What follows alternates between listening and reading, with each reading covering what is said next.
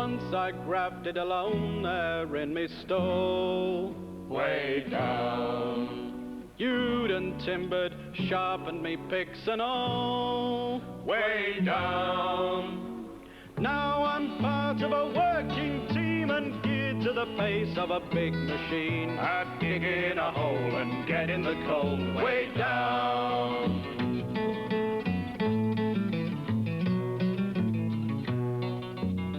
You have dismissed the individual man by the machine. His tasks are determined by the machine. He is virtually a man who just follows the machine.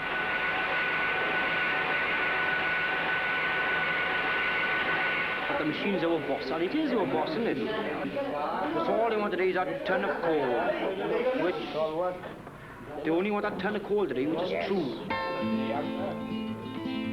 A mine is a body with coal flowing through the veins. Men are the hands and muscle and nerves and brains. Where surface workers and face teams labor, each man dependent upon his neighbor. One of a team that serves a machine way down. It's strenuous work. Everybody's not built the same, we're not all the same, and there's got to be allowances for the slow, there's got to be allowances for the weak, there's got to be allowances for the poor chap that's worked in the pit all his life and suffered through dust and conditions. We think about all them things. Sweated in hot pits, lay in the dark wet seams and froze. Been locked out, known despair when pits were closed. Agreed to the deal on power loading, watch the terms of the deal eroding. Again we're betrayed and seen our pay go down. They're not isolated now as they were in the old days, where you had a collier, you had the labourer, you had the haulier, you had a fellow on the small engines on the ground. They all had their different wage rates, and there was no recognition of the fact that all those different grades were responsible for the total output. You had the position before of dog-eat-dog. Power loading agreements have destroyed the old vicious system that was exploited by the coal owners of a price list with a man being paid on the basis of his productive ability. Now you have all the men being paid on the basis of the productivity of the machine. In '66 they signed the NPLA. Coal-face workers agreed to cuts in pay in order to raise the wages of their brothers, surface workers, class 3 men and others. This became a unifying force, the National Power Loading Agreement. It unified coalfield and coalfield, pit and pit, but it also unified David's man and pieceworker then. We were shouting the same thing. Lord Robins was giving the miners a unity they'd never had before. But in the days that they accepted the National Power Loading Agreement, they was under the impression that the benefits of mechanisation would not only accrue to the National Coal Board, would accrue to them as individuals, that they would at least get a slice of the cake. In '66 they signed the NPLA. Power of the local lodges drained away. Voice of the rank and file coal miners still, in return for pie in the sky, for promises still unfulfilled. How much have you got there? £50, 10. 50, 50. What is your job, Chris? Cleaning up on the washes. £13, 10 pence. £15. And I'm doing haulage. Can you live on it? For 100 years and more we struggled and fought for a share of the wealth we'd earned. What you don't fight for, you don't get, is the painful lesson that we have learned. Hunger has been our teacher, need is a powerful preacher.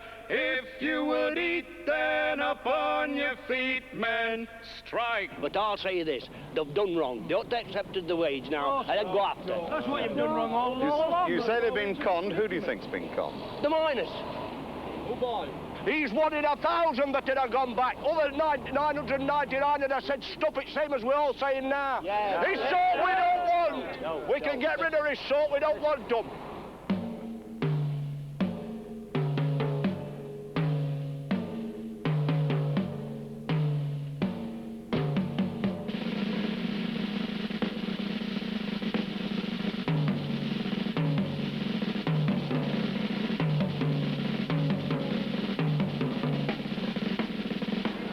Speaking as one of the men that the strike was all about. I'm a surface worker.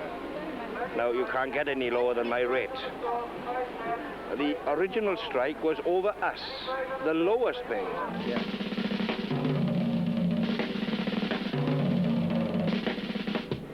And they could see then, the only way they could do it is by mass.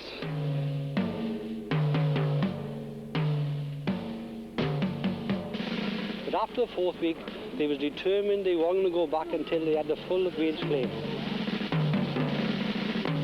When the Saltley come, when the Birmingham, as we said then, is then or never.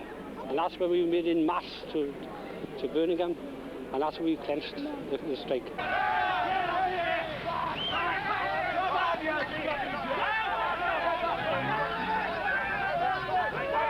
But you're down here not to break your picket line. Your own union. I'm assure you, if you turn around on this picket line, the lads will respect you and will be delighted with you. They went to Saltley, and from the Saturday, we were sending more and more and more, and yet they couldn't have the gates closed. What did you find? Their brothers, the other trade unionists in Birmingham, coming to the assistance of the miners because they understood if they failed to close the gates of Saltley, the miners' struggle would have failed. That's what they realized.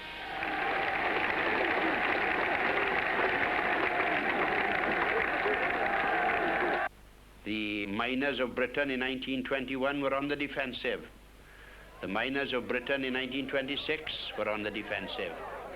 But the miners of 1972 went into the attack, and they succeeded.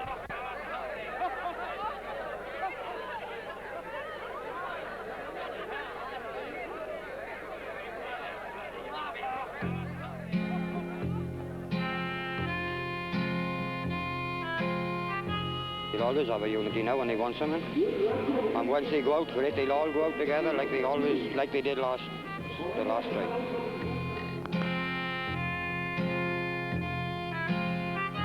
They find coal is so essential that they won't let it to slip back again, never.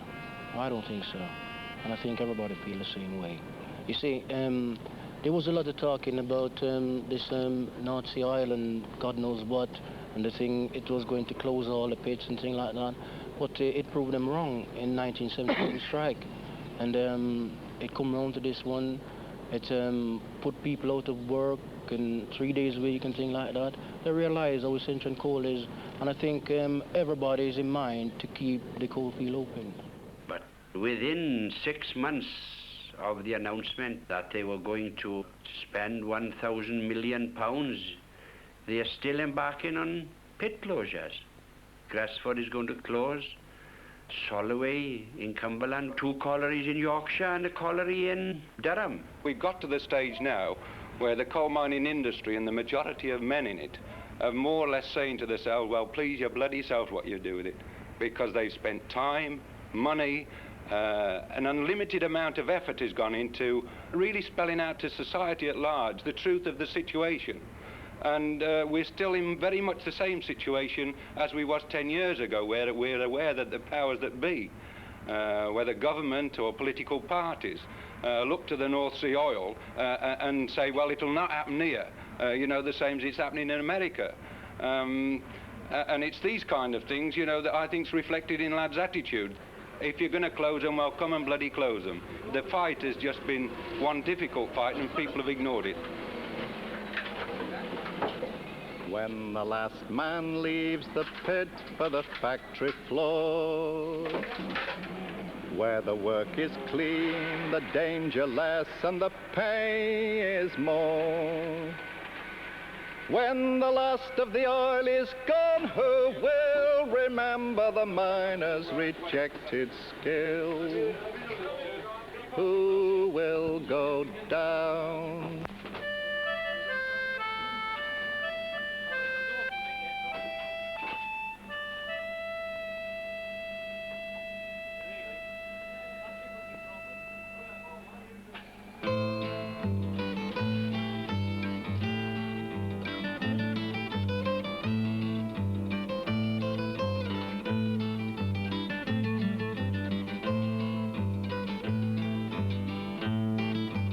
Out of the collier's courage and skill and sweat and brawn, out of the heartland rock, the age of power was born. From the deepest dark of unending night, we brought the gift of heat and light. You in a hole, away in the cold way,